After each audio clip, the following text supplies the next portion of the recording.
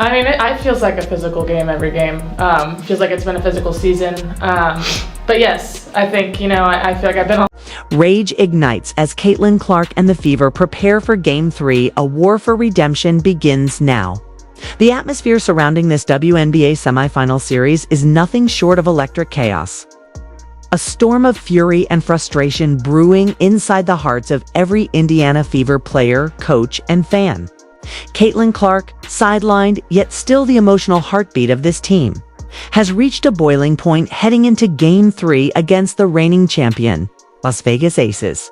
This isn't just about basketball anymore. This is about respect, pride, and the soul of a franchise that refuses to be broken. After what unfolded in Game 2, the narrative isn't one of a simple loss or a hard-fought battle. No, this was a robbery in plain sight. A night where the very integrity of the league was called into question. The Fever didn't just lose Game 2. The win was ripped from their hands by officiating so lopsided, so blatantly biased that even neutral observers were left in shock. 41 fouls were called throughout the game, with 16 of them in just one quarter, effectively choking the rhythm out of the contest and turning what should have been a showcase of elite talent into a chaotic mess of whistles and stoppages. The Aces didn't win because they were better. They didn't win because they executed a flawless strategy. They won because the referees allowed Las Vegas to play like a pack of wild animals while penalizing Indiana for daring to fight back. It wasn't basketball. It was systematic sabotage, and Caitlin Clark knows it. Her fire has always been fueled by competition, by rising to challenges and proving doubters wrong. But now her fury burns with the added weight of injustice. This is personal. The defining image of Game 2 wasn't a dazzling play or a heroic shot. It was Lexie Hull, battered and bruised, grimacing through pain as she fought to stay on the court despite a back injury that made every movement agony. She was targeted from the opening tip, shoved, tripped, and blindsided on cuts. A'ja Wilson, celebrated as the league's MVP, delivered hit after hit, setting illegal moving screens, throwing elbows, and flattening Hull on possessions where the referees simply swallowed their whistles. The hypocrisy was staggering. When Peggy Hammond so much as flinched after a call went against her, the officials treated it like a grave injustice and rushed to her defense. But when Hull hit the hardwood again and again, there was silence. No whistles, no protection, no accountability. And yet, through sheer willpower, Lexie Hull buried 5 three-pointers, tying a Fever playoff record. Each shot a defiant statement that said, "You will not break me." This is the kind of heart and toughness that championships are built on. It was the embodiment of Indiana Fever basketball, gritty, fearless, and unrelenting, even when the deck is stacked against them. Fans watching from home could barely contain their rage as the national broadcast glorified Wilson's stat line: minus 25 points. 9 rebounds, 5 steals, 2 blocks, while completely ignoring the way those numbers were achieved. This wasn't skill. This was brute force masquerading as dominance, aided by referees who seemed determined to keep the league's golden franchise alive. The Fever's hard-earned possessions were stolen by phantom fouls, while Vegas's obvious infractions were brushed aside as playoff physicality. It was an insult to the game and to every fan who believes in fair competition. The most infuriating stretch came late in the third quarter when the Fever had clawed their way back to within 8 points. Momentum on their side, the crowd ready to erupt, only to be crushed by 4 consecutive foul calls against Indiana. In the blink of an eye, their deficit ballooned back to 13, and the game spiraled out of control. Plays that should have been highlights, like Aaliyah Boston's relentless rebounding and Odyssey Sims slicing through double teams, were instead marred by stoppages and whistles that shattered any semblance of flow. Even Fever coach Stephanie White, known for her composure, couldn't hide her disgust in the post-game interview. She spoke candidly about how impossible it was to find rhythm when the whistle blew every 10 seconds. Offense relies on timing, spacing, and synergy, all of which were destroyed by officiating that rewarded chaos over skill. Boston herself finished with a double-double, 10 points and 13 rebounds. But those numbers don't begin to capture the punishment she endured. Every rebound was a battlefield. Every post-up a wrestling match where she absorbed elbows to the ribs and forearms to the back without a single call. She played like a warrior, refusing to back down even as the officials treated her like a punching bag. The injustice was so blatant that even Becky Hammond, coach of the Aces, admitted afterward that she wasn't thrilled with how physical the game had become, a rare acknowledgement that spoke volumes. When the winning coach voices concern about the very style of play that gave her team an edge. You know, something has gone terribly wrong. This wasn't basketball. This was a war waged with no rules, and Indiana was fighting both the opponent and the officials. Mid-game to explosion, the Fever's fight against chaos and corruption. Game 1 feels like a distant memory now, but it cannot be forgotten because it revealed the truth about this matchup. In that opener, Indiana didn't just win, they dominated. Walking into the Aces house and dismantling the two-time defending champions with surgical precision. Kelsey Mitchell lit up the scoreboard with 34 points, proving she could shine brightest on the league's biggest stage. The Fever controlled the pace, executed flawlessly, and swarmed A'ja Wilson into one of her worst shooting nights of the season. Just 6 makes on 22 attempts. It was a masterpiece of discipline and preparation, the kind of performance that sends a message to the entire league. We are not just here to participate. We are here to conquer. That win should have been the start of a historic run, but instead, it set the stage for a backlash of epic proportions. Las Vegas, humiliated on their home floor, came into Game 2 with desperation in their eyes and a willingness to abandon all pretense of sportsmanship. From the opening tip, they didn't play basketball, they assaulted. Forearms to the chest, shoulders into cutters, illegal screens that looked more like tackles. The referees, instead of reining in the chaos, enabled it. They hid behind the phrase playoff physicality, using it as a shield to justify negligence. 41 fouls later, the game was unwatchable. Every possession ended in controversy. Fans weren't talking about strategy or adjustments. They were screaming about injustice.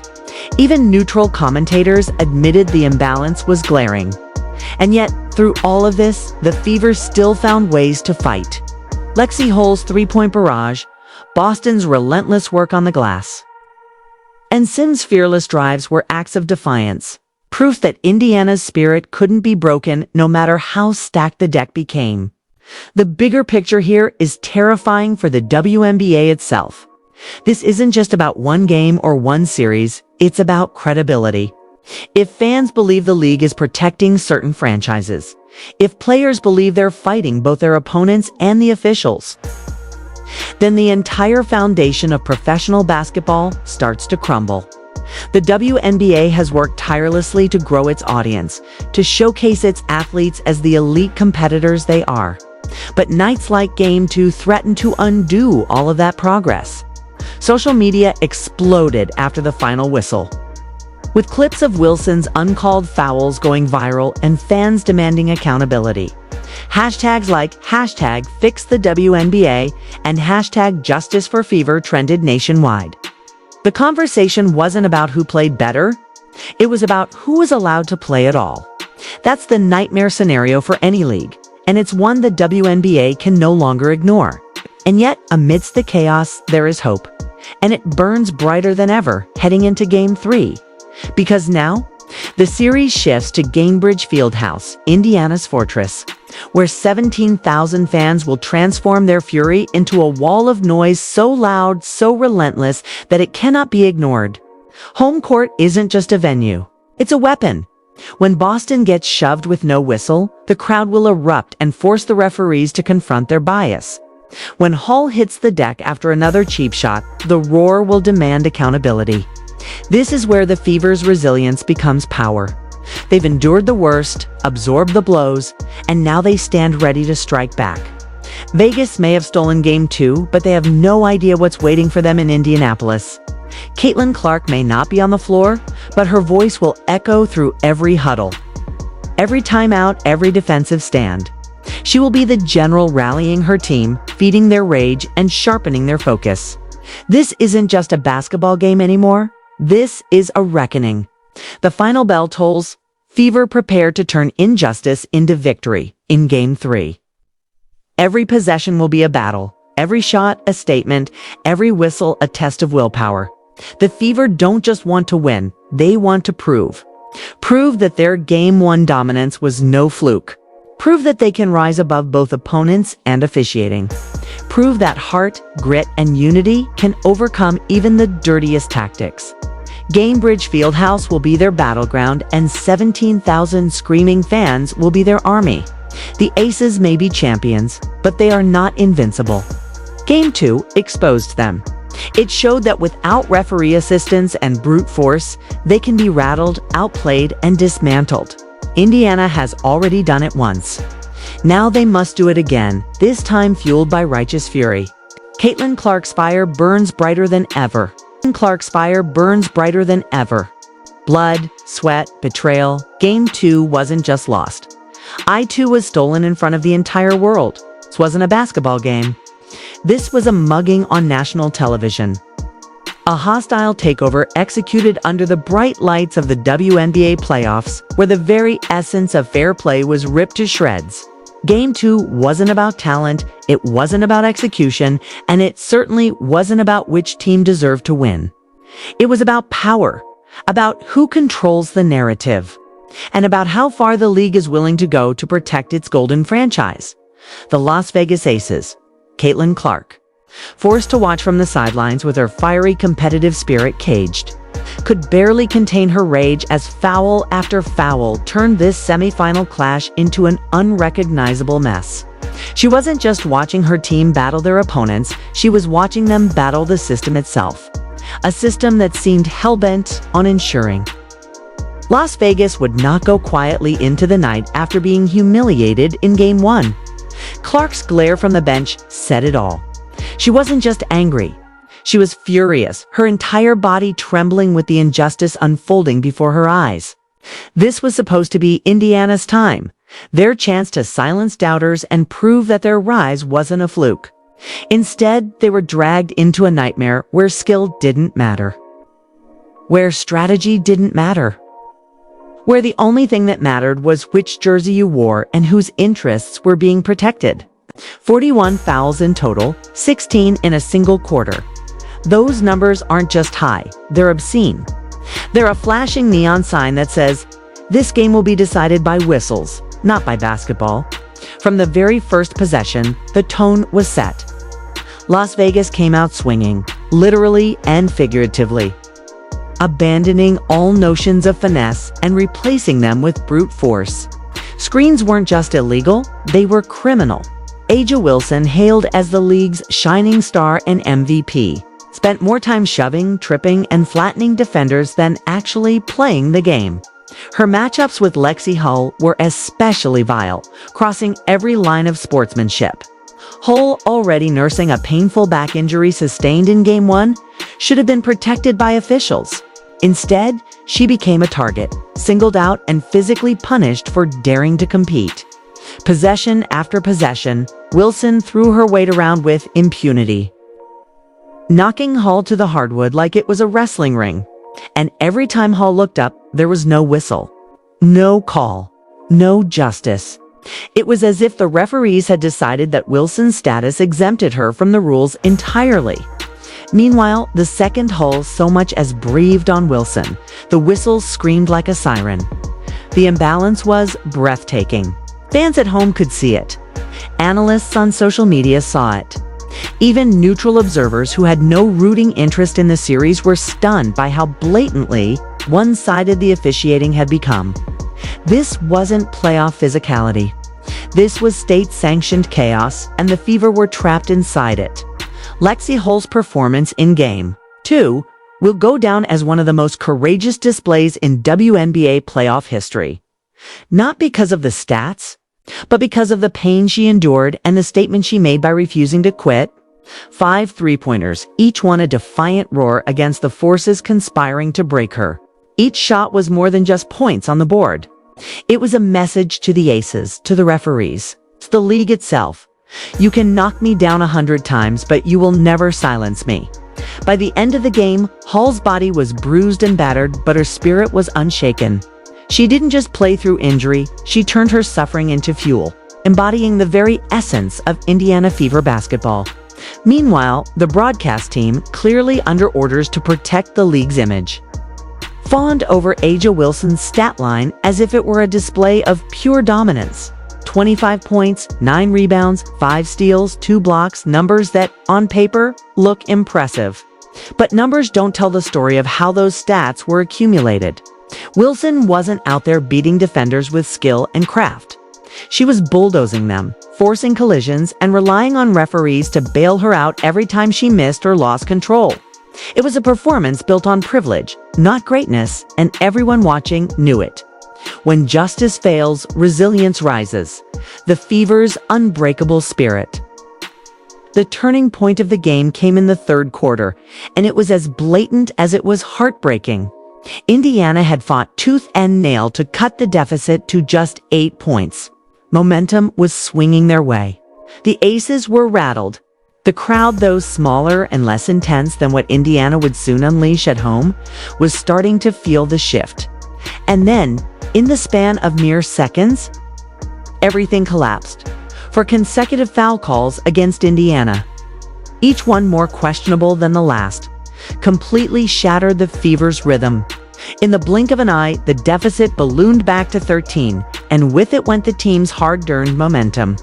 Plays that should have been highlights: Odyssey Sims slicing through double teams, Aaliyah Boston muscling for offensive boards, Hall sprinting the floor for transition threes, were erased by the relentless blast of the whistle. It wasn't basketball anymore. It was a travesty. A game so mangled by officiating that even the most stoic fans were left screaming at their screens. Boston, in particular, bore the brunt of this chaos. She finished with a double-double, 10 points and 13 rebounds. Numbers that, to the casual observer, might seem solid. But those numbers hide the wars she fought in the paint. Every rebound was a survival mission. Every post-up was a battle against 2 or 3 defenders who weren't just contesting shots. They were attacking her body. Elbows to the ribs, forearms to the back, hands grabbing and pulling at every opportunity. And through it all, the referees stayed silent. No protection. No balance. Just Boston absorbing hit after hit, her face a mask of pain and determination as she refused to give an inch. That kind of resilience doesn't show up in a box score, but it sends a message louder than any stat line ever could. You cannot break me. Boston's fight kept the Fever alive even as everything around her seemed to be collapsing. Odyssey Sims deserves equal praise for her relentless determination. She poured in 18 points, often while dribbling through swarming defenders, creating something out of nothing on possessions that had been completely derailed by chaos. Every time she found a rhythm, a whistle would blow, resetting the play and forcing Indiana to start over. It was as if the game itself was conspiring to crush her momentum, and yet she kept attacking, kept driving, kept defying the narrative that the Aces were unbeatable. Sims' buckets weren't just points. They were acts of rebellion against a system that seemed rigged from the start. This is what makes the outcome so galling. The Fever didn't get outplayed. They didn't get exposed. They got cheated. Las Vegas didn't win Game 2 because they were the better team. They won because they turned the game into a mud fight and dared the referees to stop them. And the referees, rather than enforcing the rules, joined the fight on Vegas's side. The Aces' so-called adjustments weren't strategic brilliance. They were acts of desperation dressed up in post-game interviews as tactical genius. Even Becky Hammond, Vegas's coach, admitted afterward that she wasn't entirely comfortable with how rough the game had become. That slip of honesty matters because it reveals the truth everyone already knew. This wasn't just a physical game. It was a game where physicality crossed the line into outright violence. And the league's most high-profile team was allowed to get away with it. Gainbridge Fieldhouse, where the Fever will turn anger into a weapon. Now the series shifts to Indianapolis, and everything changes. Gainbridge Fieldhouse isn't just a home court, it's a fortress of fury. 17,000 fans, all seething with rage over the injustice of Game 2. will transform the building into a wall of sound so intense it shakes the floorboards. In Vegas, the whistles could hide behind silence. In Indiana, every missed call will be met with a deafening roar. Every shove, every hack, every cheap shot will be amplified by the crowd's unrelenting energy. The officials won't just be calling a game, they'll be standing in the middle of a storm they can't ignore. For the Fever, this is more than just a home court advantage. This is justice embodied in human form. When Hall takes the floor, her back still aching, but her spirit unbroken, the crowd will lift her higher with every shot. When Boston battles in the paint, absorbing hits while fighting for rebounds, the noise will fuel her strength. And when Kelsey Mitchell, who was smothered and silenced in Game 2, finally finds her rhythm again, the explosion of sound will be unlike anything the Aces have ever faced. Vegas may have relied on chaos and officiating to survive Game 2, but in Gainbridge, there will be no hiding. Every foul will echo. Every injustice will be spotlighted. This is where the Fever sees control of the series, not just with their play, but with their collective will. This is where payback begins. This is where the Fever rise from the ashes and turn rage into revenge. Revenge is coming, and IT will shake the WNBA to its core. Game 3 at Gainbridge Fieldhouse isn't just another playoff matchup. It is shaping up to be a war for the soul of the league. The first 2 games weren't simply about wins and losses. They exposed everything that is broken, everything that has been festering beneath the surface of the WNBA for years. The favoritism, the unchecked physicality, the blatant manipulation of narratives to elevate certain players while others are sacrificed. It all came crashing into the spotlight. Game 1